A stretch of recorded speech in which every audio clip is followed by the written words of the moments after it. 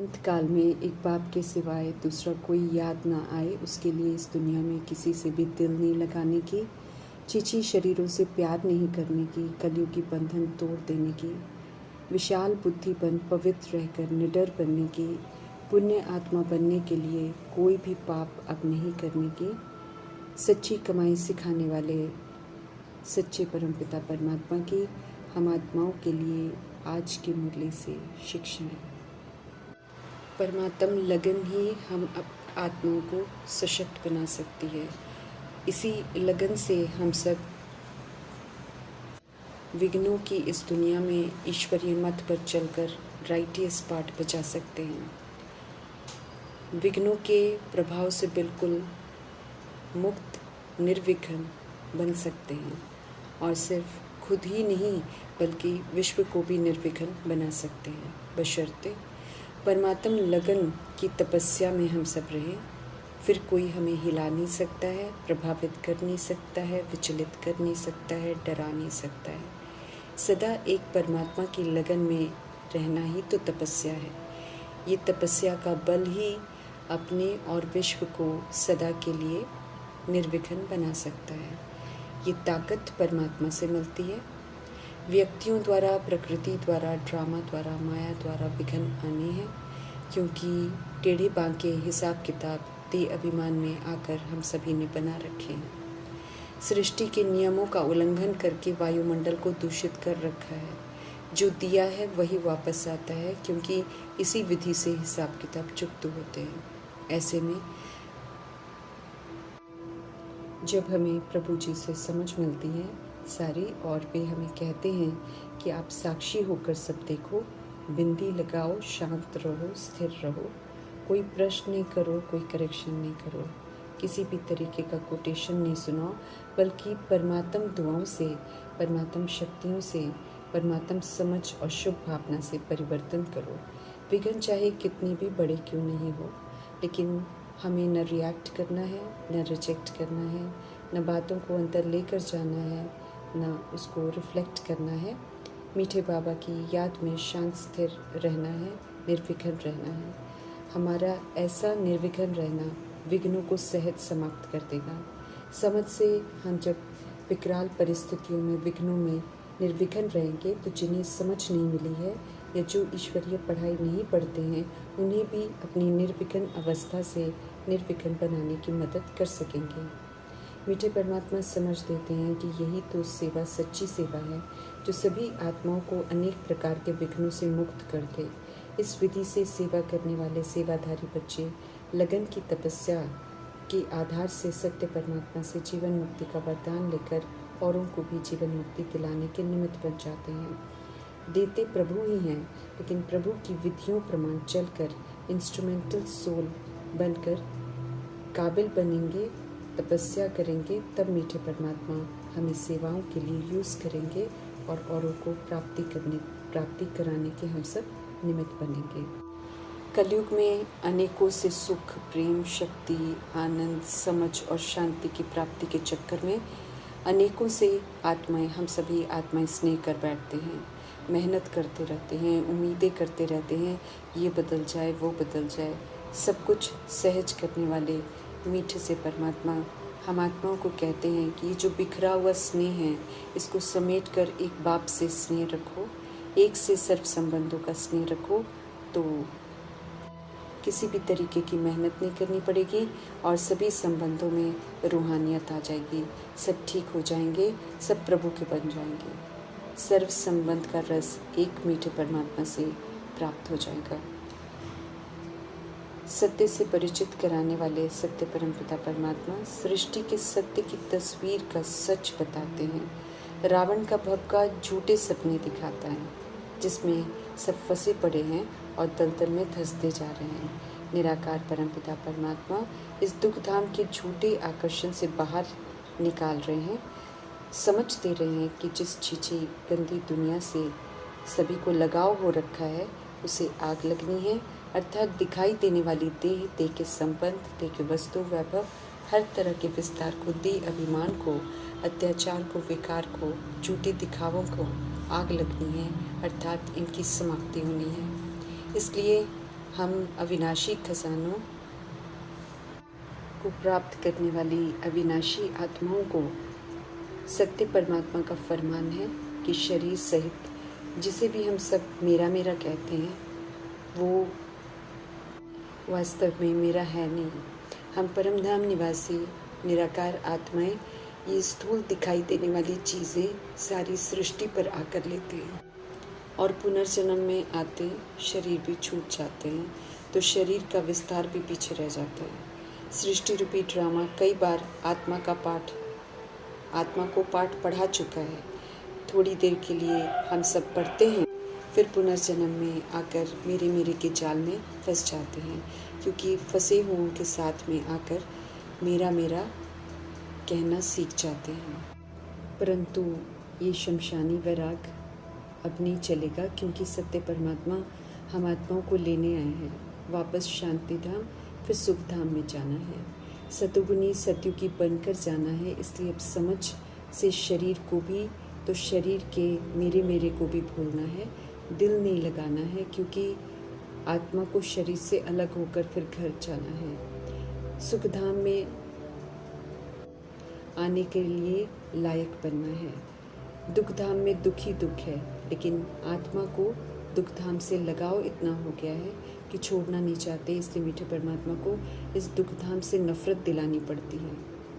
इससे नफरत करेंगे तो शांति धाम अपने घर और सुख धाम स्वर्ग में जाने की तैयारी करेंगे। कलयुग का आकर्षण मायावी है, ये फंसाता है और फिर दुख देता है।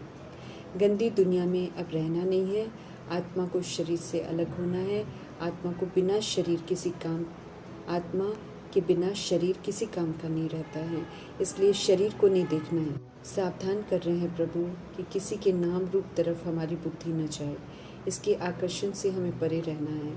नाम रूप से गंदे ख्यालात आते हैं, फिर मर्तबा भ्रष्ट हो जाएगा।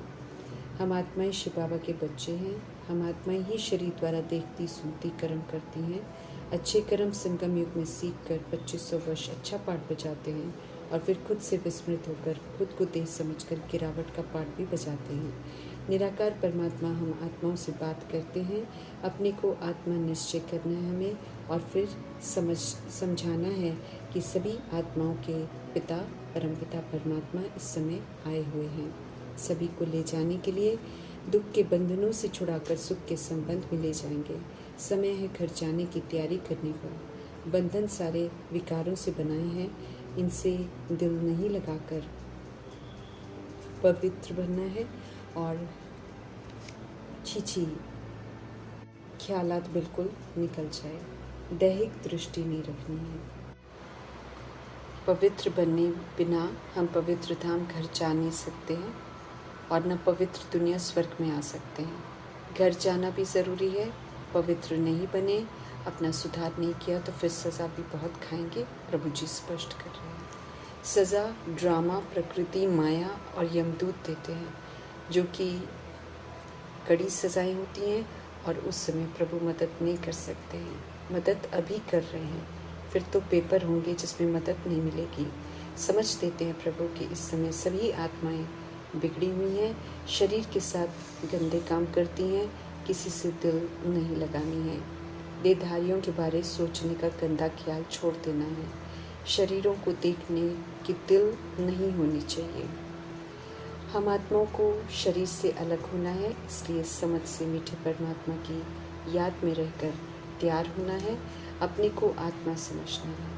पवित्र बनने के लिए सत्य परमात्मा को याद करना है। देहधारियों से कोई ममत्व न रहे, इसका ध्यान रखना है। स्त्री पुरुष का भान खत्म कर आत्मा भाई भाई समझना है।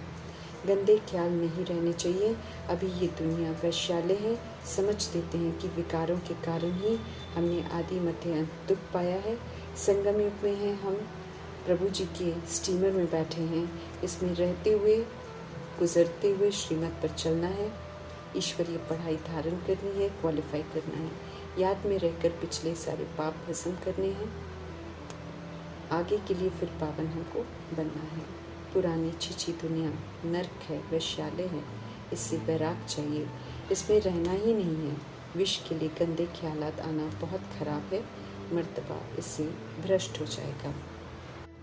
प्रभु जी हम आत्माओं को सुख धाम में ले जाने के लिए आए हैं। वैश्यालय से निकाल कर शिवालय में ले जाएंगे तो बुद्धि का योग जो है हमारा नई दुनिया में होना चाहिए। बेहद के पिता हमें पढ़ाते हैं बेहद सृष्टि का चक्र कैसे फिरता है, बुद्धि में ये रखना है। स्वदर्शन चक्रधारी बनकर पाठ बजाएंगे, गलतियों को नहीं दोहराएंगे तो चक्रवर्ती राजा बनेंगे। कोई भी देह का संबंध हमें याद न आए। दुखों की ये दुनिया है, इसमें सब दुख देने वाले हैं। डर्टी दुनिया है, डर्टी बनाती है, इसलिए यहाँ से बुद्धि का योग हटाकर अपने निज धाम में लगाना है। मुक्ति के लिए मनुष्य भक्ति करते हैं, अभिमुक्त करने के लिए भगवान आए हुए हैं। छिछी शरीर, विकारों से बना हुआ शरीर छोड़कर अपने घर जाएंगे। बाप की याद में रहते हुए शरीर छूटे, उनके सिवाय कोई और याद न रहे। इसलिए प्रभु की ड्रामा में मौजूदगी में देह सहित जो कुछ भी है, देह के मेरे मेरे के गीत जो हम गाते हैं उससे उपराम रहना है, उसको भूलना है और प्रभु जी से स्टैंप लगवा लेनी है। फिर अंत में सिर्फ सत्य परमपिता परमात्मा की याद बनी रहेगी। मीठे परमात्मा हम आत्माओं के लिए स्वर्ग की स्थापना कर रहे हैं, तो वहाँ जाने के लिए श्रीमत पर चलकर सत्यता और दिव्यता के संस्कार बनाने हैं। अब तो बाप को, स्वर्ग को, घर को याद करना है। दुखधाम से, शरीरों से नफरत आए, क्योंकि बिल्कुल स्वधर्म और सृष्टि के नियमों के खिलाफ सब कुछ चल रहा है। शादी से, पुराने शरीर रूपी जुतियों से अब स्नेह नहीं रखना है।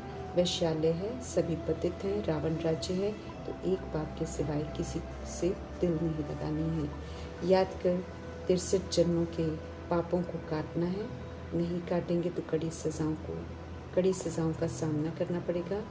कलयुगी बंधनों को अब छोड़ देना है, पवित्र रहकर हमें निडर बनना है।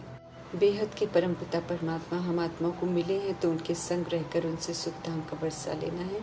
दुख और गंदी गंदी बीमारियों की दुनिया से बाहर निकलना है। प्रभु का संग कर उस दुनिया में जाना है जहाँ दुख बीमारी का कोई नाम नहीं होगा। हम सब हेल्दी बन रहे हैं।